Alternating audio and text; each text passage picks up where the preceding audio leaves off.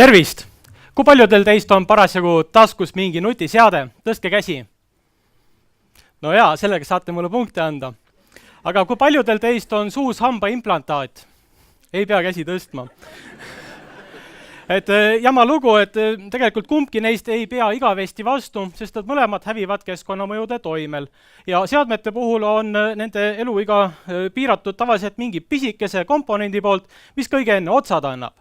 Minu nimi on Maido ja kuna ma olen nii teadlane kui ka ettevõtja, siis tean ma täpselt, kui oluline on nii toodete kui ka teenuste kõrge kvaliteet. Aga kuidas ikkagi pikendada seadmete eluiga? Kõik algab muidugi materjali valikust, aga materjale on palju ja õige materjali valikuga saame abiks olla. Need materjalid tuleb ka kuskilt tellida, aga sõltumata sellest, kust te selle endale ostate, te ei saa kunagi kindlad olla, milline on selle materjali kvaliteet ja kui hästi ta ikkagi teie rakenduse jaoks sobib. Ja seetõttu tuleb mõnikord läbi viia täiendavaid materjaliuuringuid, mida tasuks alustada näiteks elementanalüüsiga. Selle jaoks kasutame kõrgtehnoloogilisi seadmeid, kus me kiiritame katseobjekti röntgenkiirgusega ja mõõdame sealt välja tulevaid signaale. Sellega saame enneolematu täpsusega määrata mis tahes materjali elemendilise koostise. Alati aga meil ei piisa elemendilise koostise määramisest ja siis tuleb lisauuringuid teha.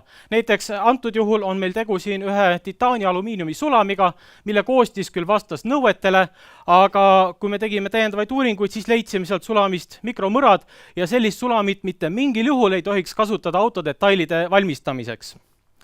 Me saame juurde teha ka korrosiooniteste, et hinnata, kui hästi mingi materjal võiks vastu pidada selles mõnusas Eesti kliimas või siis ka natukene ekstreemsemates tingimustes. Ja selle jaoks saame teha nii keemilisi kui ka elektrokeemilisi teste.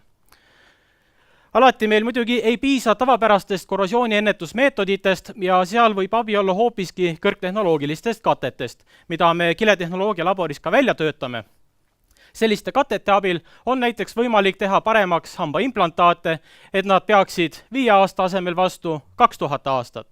Et te saaksite need samad hambaimplantaadid ka enda lapselastele pärandada. Minu nimi on Maido ja ma kutsun teid külastama kiletehnoloogia labori infolauda, et saada teada, kuidas teha enda tooted kvaliteetsemaks, et olla number 1 Eestis, aga miks mitte ka kogu maailmas. Aitäh!